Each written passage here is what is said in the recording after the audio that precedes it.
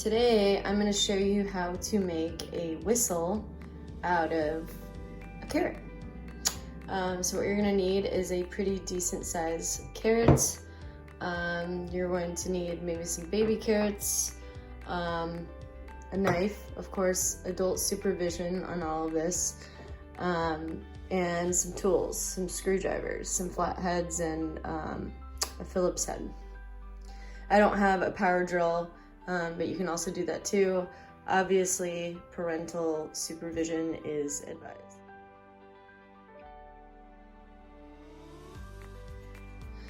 Then step 2 is we need to create the bore of our whistle, and the bore is the inside. So you think of like a flute or of a clarinet, or a recorder even, the inside is hollow because we need a chamber for the wind to blow through to create sound. So we're gonna create a hole. It doesn't take too much pressure, but we're just gonna kind of grind in there. Now if you had a power drill, of course, this could go a lot faster. So I'm gonna create this hole like I've done, but now I'm gonna use my long screwdriver to create the bore inside of the carrot. But I need to be super careful because if I'm not going straight inside of it, I might puncture outside and then our whistle won't work.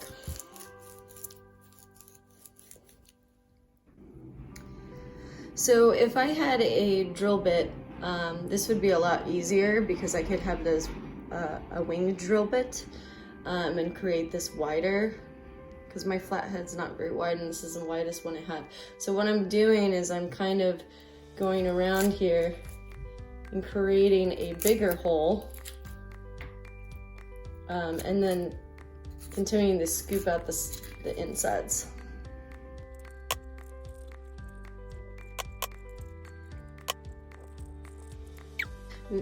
Now, I didn't go very far down with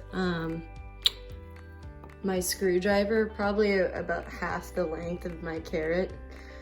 You could potentially go all the way down, but it starts to get a little bit fragile. You even could cut it from the beginning and make two smaller carrot whistles. All right, so I have a decent amount of bore. Okay, the inside, it's pretty hollow in there. So here's my next step.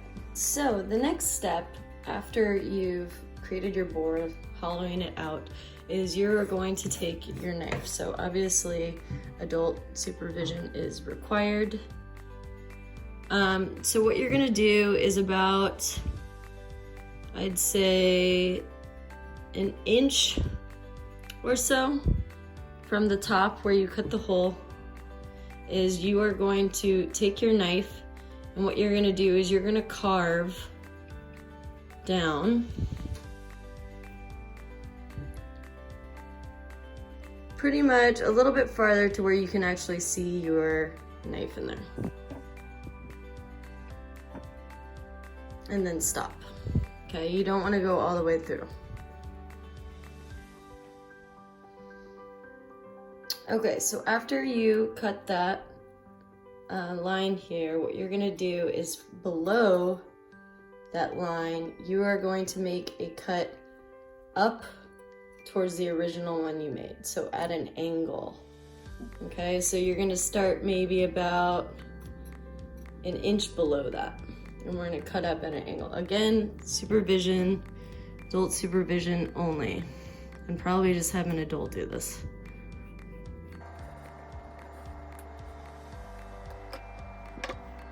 Okay, so it's kind of funny. Obviously, this kind of resembles a recorder now. And that's why we have this open hole. At the bottom of a recorder, usually it's, it has a bell and it's open and it has tone holes, but actually the sound is created from this hole. However, if we were to go to blow it right now, with our open hole, it's not gonna make a sound yet. Okay, so the next step, after we've cut this part, we need to plug up the hole. Now, originally I was saying you needed baby carrots. Now, if you have a smaller carrot that you started with, Generally, a baby carrot could plug this hole, but mine's pretty big. So I'm gonna have to get a larger carrot. Now what we need to do is create a plug for basically the same distance from here to here. That's gonna go inside of here. So I'm gonna cut a piece the same length. Again, adult supervision. Luckily, I am an adult. Ha ha ha. So we're gonna slice this, and I'm also gonna slice up the end here and see if it fits. Okay, so it's a little too chunky. It needs to thin down. Take a little exercise. So we're gonna thin it down just a little bit. Or you can also try Part of the carrot that's already thinned down. see if that's easier. Okay, so we are gonna have to cut it down a little bit.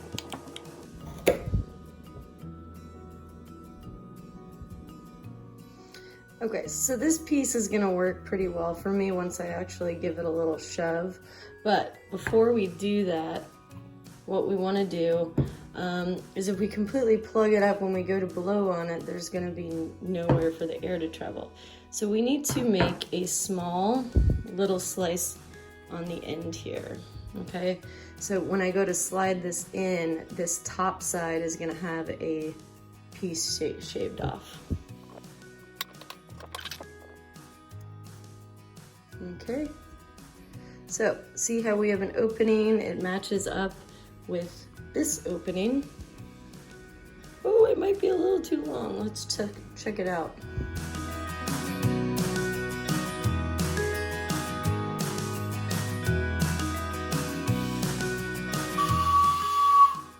What do you think, Vaughn? You like it?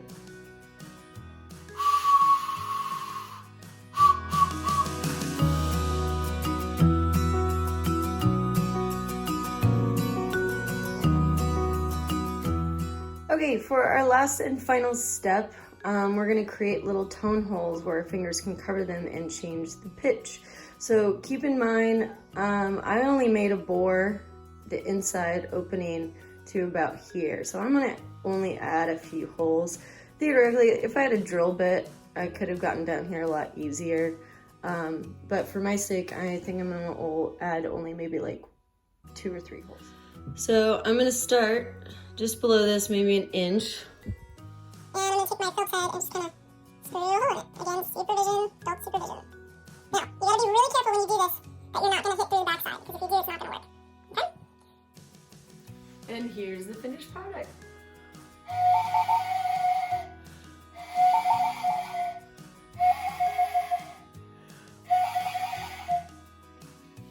I don't think she likes it.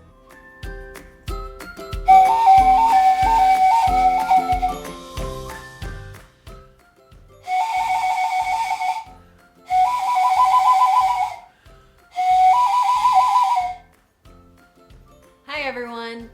We're going to talk about troubleshooting. So let's say, for example, you finally made your carrot whistle and it's not quite working. There's a couple of things that you can check to make sure that it's going to work for you. So here we go. Okay, so if your carrot whistle, you ended up making it and you're blowing into it and it doesn't make a sound. The first thing that you want to check, number one, is the plug piece that we created. You need to make sure that there's enough of an opening to blow through. Now, there's 2 ways to go. So either A, your opening you made is too big, and you're gonna need to create another plug and cut it smaller. Or B, this opening isn't quite enough. Because remember, our sound is coming out through this hole. So it's hard to tell in the camera, but there should be a very minute opening so that your air is traveling through here and out this hole. Okay, and then it's coming through the window of the whistle. So it's always best when you're creating your plug for your carrot whistle is to just whittle a little away at a time and then plug it in, test it. If it doesn't work, then shave a little more and do it again. But the good news is that If you have other carrots, you can just try this again. We think it's okay. Another reason that it may not be making sound is that when you created the bore of the instrument, you didn't quite scrape all of the carrot out. So if there's little shreds of carrot left inside of the bore, it's not gonna have a good wind tunnel to create the sound. So that's the second thing that you can check. You'll have to take your plug back out and get your screwdriver and scoop some more. The third thing to check for if your carrot whistle is still not making a sound is perhaps the tone holes, the holes you created for your fingers to go over. Sometimes if you don't start far enough down when you're drilling them, it's not gonna make a sound. So I made the mistake with this one, and I'll show you. I'll blow on it first. Now, if I cover this hole here, it doesn't make a change in sound. And earlier, actually, when I first created it, I don't know, something changed about it, but I had to have this finger down to even get a sound out. So you might want to start a little bit farther down with your first hole, more so than an inch, okay? Now, let's say it wasn't making a sound and I have to cover that hole. Well, you just can cover it with your finger. So my pitch actually changes with these other two holes.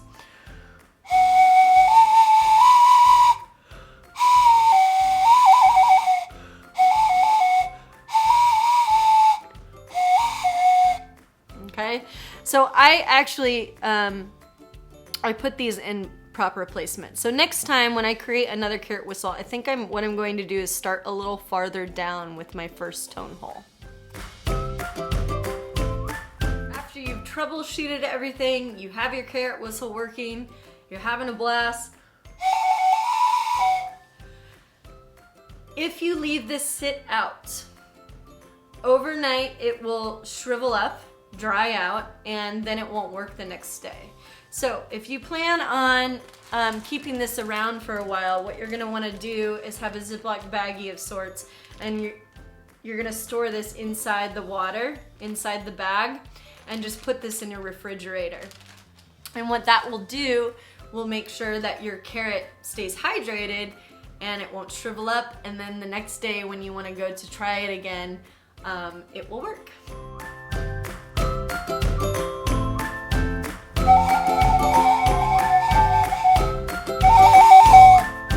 Bye, everybody. Thanks for watching. Happy carrot whistling.